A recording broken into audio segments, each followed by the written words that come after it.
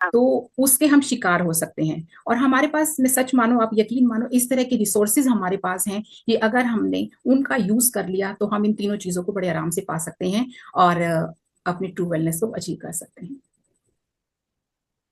आपने अभी ये डेली का जिक्र किया, तो ये डेली क्या है? हाँ जी, ये डेली एक शॉर्ट फॉर्म है जिसे हम डिसएबिलिटी हम्म। एडजस्टेड लाइफ ईयर कहते हैं। इसमें अगर जैसे मैं एक एग्जांपल के थ्रू मैं आपको बताना चाहूंगी कि जैसे मान लो हमारी एक एवरेज एज 70 ईयर्स है, मतलब एक पर्सन की एज हम्म। अगर 70 ईयर्स है, लेकिन अगर वो पिछले 35 ईयर्स से मेडिसिन पर चल रहा है, यानी कि 35 साल हम्म। उसके ठीक गुजरे लेकिन अगले 35 साल वो मेडिसिन के ऊपर रह रहा है और उसी से ही अपने पैरामीटर्स को बैलेंस करके चल रहे हैं, तो वो हम्म। वो चीज एक वेलनेस नहीं है। आज हमारे तो इसी को ही हम जो है डिसएबिलिटी कहते हैं कि इंसान चल तो रहा है दवाइयां खा के, लेकिन वो एक ट्रू वेलनेस नहीं है।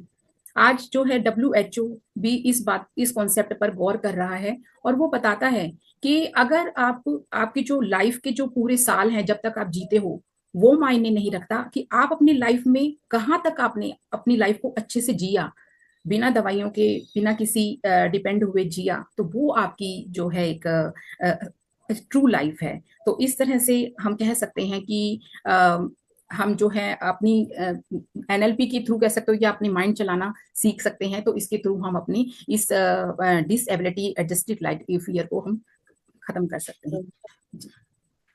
मतलब एक तरह से लाइफ की जो लेंथ है ना, एज जो है वो इम्पोर्टेंट नहीं है, क्वालिटी जो है वो ही मैटर करती है। राइट और राइट। ये, हाँ, और ये जो आपने बताया ना, ये आजकल बहुत कॉमन हो गया है कि आई, जो मेरा एक है कि आई थिंक 50% से भी ज्यादा की जो पॉपुलेशन है, खासकर हमारे इंडिया में, वो आजकल जो है मेडिसिन से, मतलब उनकी गाड़ी जो है ना, या उनकी लाइफ की गाड़ी हम कह सकते हैं, वो दवाइयों के दम पे चल रही है, ना कि जी उनके खुद की हेल्थ की वजह से।